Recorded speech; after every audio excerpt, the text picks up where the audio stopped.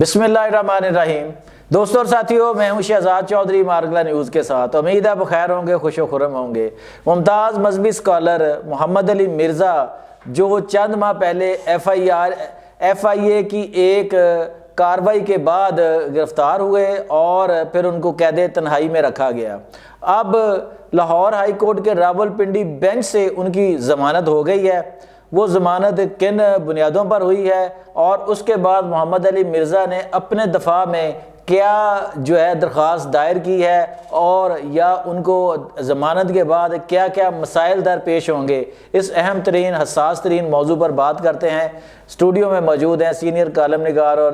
تجزیہ کار سید ذوالفقار علی شاہ، آئیے ہم سے بات کرتے ہیں۔ السلام علیکم شاہ جی۔ وعلیکم السلام صاحب، کیا حال ہے؟ شاہ جی، جو بھی کہیں، محمد علی مرزا ایک بڑے اسکالر ہیں اور سوشل میڈیا پہ ان کی بے تحاشا فین فالوئنگ موجود ہے۔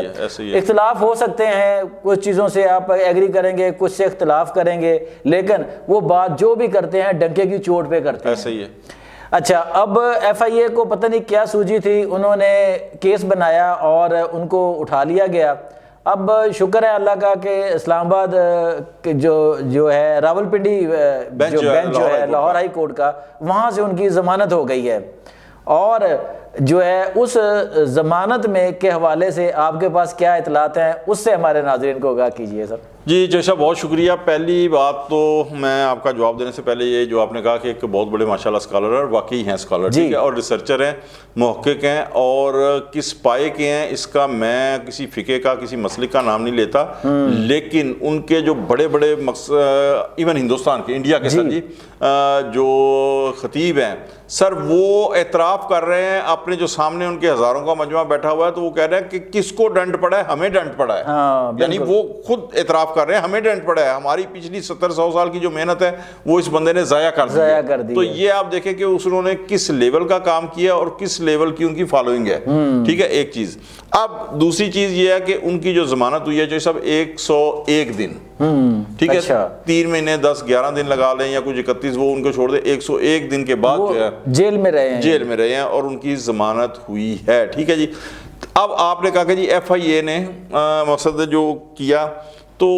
سر ایف آئی اے نے کس بنیاد پہ کیا؟ اگر فتووں کی بنیاد پہ کیا ہے تو کیا فتووں کی بنیاد کے اوپر کسی کو گرفتار کر کے اس طرح پابند سلاسل کر لیا جاتا ہے؟ ہاں جی بالکل، قطعاً نہیں۔ ٹھیک ہے، اب وہ جیل میں رہے ہیں، ٹھیک ہے، فتوے آ گئے جناب، ایف آئی اے نے اب بھی کہا نا کہ فتوے ہیں ان کے خلاف۔ ہاں جی بالکل، تو لاہور ہائی کورٹ نے کہا نا کہ فتوے جتنے ہیں وہ آپ ٹرائل کورٹ میں جائیں۔ ہاں جی، اصل تو ٹرائل کورٹ ہے نا، کہ ٹرائل کورٹ جو ہے، ہاں ٹھیک ہے، اب اس کے اوپر بھی بات ہوتی ہے۔ تو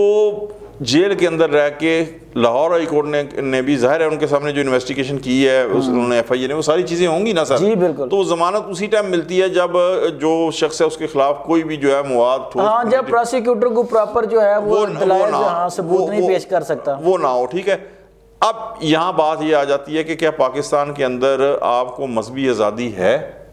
ٹھیک ہے، جس بنیاد پہ انہیں پابند سلاسل کیا گیا، ان کے خلاف ایف آئی آر درج کی گئی، ان کے خلاف فتوے آئے، سر بات یہ آ جاتی ہے کہ وہ انہوں نے کسی کا نقل کیا تھا کہ عیسائی جو ہے وہ مقصد نبی پاک صلی اللہ علیہ وسلم کے متعلق ان کا جو ہے وہ یہ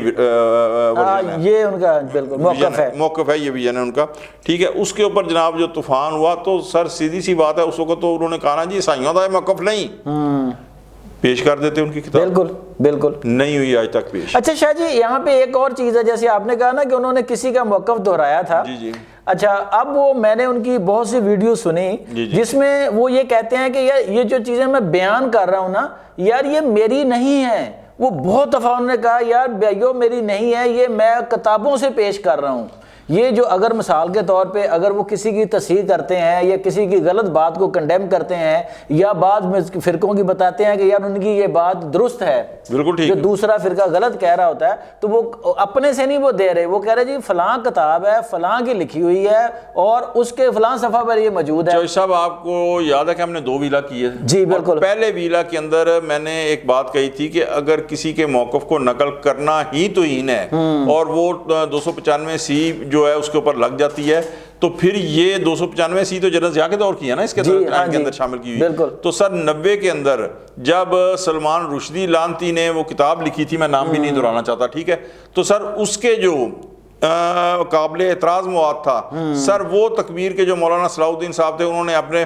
رسالے تکبیر کے اندر وہ سارا جو ہے وہ نوٹ کیا تھا، ان کے اوپر 295 سی کیوں نہیں لگی؟ ہاں یہ تو آپ دیکھو نا، میں بات کر رہا ہوں، میں کہوں گا یار میری بات جو ہے وہ غلط کوڈ ہوئی، وہ تو ریٹرن میں انہوں نے اپنے رسالے میں دیا، آج تک اگر وہ شمارہ پکڑے تو وہ ہے سر۔ تو پورا پاکستان کے اندر ایک طوفان بھی مچا تھا، مجھے یاد ہے کہ جناب اس کے خلاف، لیکن ان کے خلاف کیوں؟ کہ وہ جناب اپنی برادری کے بندے تھے۔ ہاں صحیح بات ہے، وہ آپ کے مسلک کے ٹھیک ہے۔ ہاں ابھی کچھ عرصہ پہلے سر مفتی طارق مسعود صاحب نے، جی اللہ معاف کرے میں وہ کہہ ہی نہیں سکتا کہ قرآن کے متعلق انہوں نے جو واضح طور کے اوپر، وہ کسی کی رائے نہیں تھی، جو انہوں نے توہین کی، سر کیا ہوا، کچھ عرصے پاکستان سے باہر چلے گئے کینیڈا، لیکن پھر انہوں نے رجوع کر لیا، معافی مانگ لی، اور ہاں جی ان کے سر میں رجوع کرنے کا بھی بتاتا ہوں۔ اچھا، پیٹی بھائیوں نے ان کا لیے حالات سازگار کیے، وہ واپس آ گئے۔ اچھا، اب آپ نے کہا نا جو رجوع ہے تو سر توبہ ہے ہی نہیں ہے، جو کہتے ہیں نا ایسے معاملے، وہ کہتے ہیں تو انہیں رسالہ تو انہیں مطلب کہ توبہ ہے ہی نہیں۔ اچھا، یہ ان کے مخالفین ان کا موقف ہوتا ہے؟ جی نا یہ ان کے اپنے مسلک کا بھی مطلب یہی ہے، اپنا مسلک بھی یہی کہتا ہے، لیکن چونکہ اپنا بھائی تھا پھر وہ رستہ نکالے گا، پھر سارے رستے جو ہے نا نکل آتے ہیں۔ لیکن اب چونکہ مرزا صاحب کا نہ کوئی مسلک ہے نہ کوئی کچھ ہے، وہ ایک مقصد جو میں تو یہی کہوں گا کہ حق بیان کر رہے ہیں، ٹھیک ہے، ان کی دکانداری نہیں ہے، وہ سب کے جو اچھے قائد ہیں ان کی تعریف بھی کرتے ہیں، جہاں پہ لکونا ہے جو قرآن اور شریعت کے خلاف ہے، قرآن اور سنت کے خلاف ہے، اس کو وہ پوائنٹ آؤٹ بھی کرتے ہیں۔ اچھا شاہ جی، انہوں نے اب جو دوبارہ درخواست دائر کی ہے نا، اس میں انہوں نے موقف اختیار کیا ہے کہ یہ جو فتوے لے کر ایف آئی اے کے وکیل جو گئے تھے ہائی کورٹ میں، اور جج صاحب نے بھی کہہ دیا کہ یار آپ یہ فتوے لے کے ٹرائل کورٹ میں جائیں، مجھے نہ دکھائیں یار یہ فتوے دیکھنا یا جانچنا ٹرائل کورٹ کا کام ہے، مجھے جہاں پہ آپ ضمانت کے متعلق جو ہے دلائل دیں۔ اب انہوں نے جو نئی درخواست دی ہے اس میں بھی انہوں نے یہی موقف اپنایا ہے کہ جو فتوے دینے والے ادارے، مثال کے طور پہ جو باڈیز ہیں، جیسے اسلامی نظریاتی کونسل نے ایک فتویٰ نکال مارا تھا، پھر قرآن بورڈ جو ہے، پنجاب قرآن بورڈ نے ایک فتویٰ نکالا ہے، تو محمد علی مرزا صاحب نے یہ عدالت میں موقف اپنایا ہے کہ یہ جو ادارے ہیں ان کا کام ہی نہیں ہے فتویٰ بازی۔ اسلامی نظریاتی کونسل ہے، وہ صرف اگر دیکھے کہ قانون سازی کوئی اسلام کے خلاف تو نہیں ہو رہی، قرآن بورڈ ہے اس کا کام صرف قرآن کی نشر و اشاعت تک محدود ہے، تو یہ ہمارے ادارے کس سے مت چل رہے ہیں شاہ جی؟ جو سب لوگوں کو تو جو کیمرے کے سامنے ہم بیٹھے ہوئے ہیں نا، ویوز وہ نظر آ رہے ہیں نا، انہیں نہیں پتا کہ ہمارے پیچھے کیمرہ مین بھی ہیں، پروڈیوسر بھی ہیں، اور بھی لوگ اس کمرے میں موجود ہیں، اور مجھے پورا یقین ہے کہ چلو کچھ لوگ تو ابھی ان کی کم عمری ہے، لیکن جو 88 کے الیکشن کے اندر جو بالغ تھے اور انہوں نے ووٹ بھی دیا پاکستان پیپلز پارٹی کو، تو سر تانوں یاد ہوئے نا، مینوں یاد ہے بادشاہی مسجد کے مولانا آزاد صاحب نے کہا تھا جس نے بے نظیر کو ووٹ ڈالا وہ آزا کافرون۔ ہاں بالکل آ گیا یاد، بالکل یاد ہے، پایا نا ادھے تو ود پاکستان تے کافر ہو گیا اگر انہوں نے رجوع نہیں کیا مولانا آزاد صاحب کے فتوے کے اوپر۔ تو سر فتووں کی جو انہوں نے کہا نا انجینئر محمد علی مرزا صاحب نے، وہ بالکل ٹھیک کہا کہ انہیں اختیار کیا ہے فتووں کا،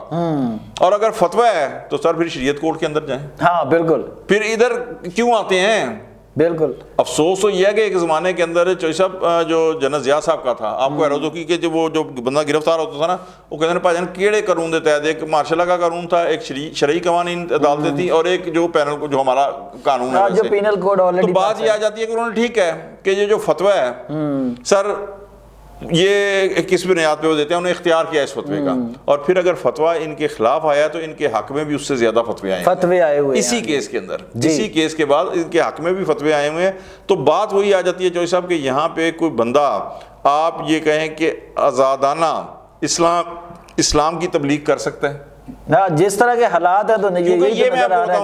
آپ کو جو انہوں نے کہا نا، جنہوں نے یہ فتوے دیے ہیں اور جنہوں نے یہ ایف آئی آر کٹائی ہے، جنہوں نے یہ سارے کیس کیے، یہ بڑے عرصے سے جو ہے نا خار کھائے بیٹھے تھے مرزا صاحب کے اوپر، کہ کوئی وہ جسے کہتے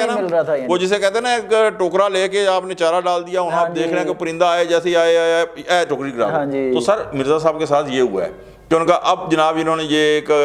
بات کہہ دی ہے تو اب ان کے اوپر کر دیا جائے۔ ان کے مخالفین بہت ہیں، اور اب بھی عدالت کے اندر جو ہے نا بڑی ایسے نہیں ہوئی ضمانت، تو سب بڑی مخالفین نے اس کی ہے، اور مخالفین اب بھی جو ہے ان کی جان کو بڑا خطرہ ہے۔ ہاں جی، میں گورنمنٹ سے کہوں گا کہ ان کی خصوصی جو ہے وہ، بلکہ نہیں نہ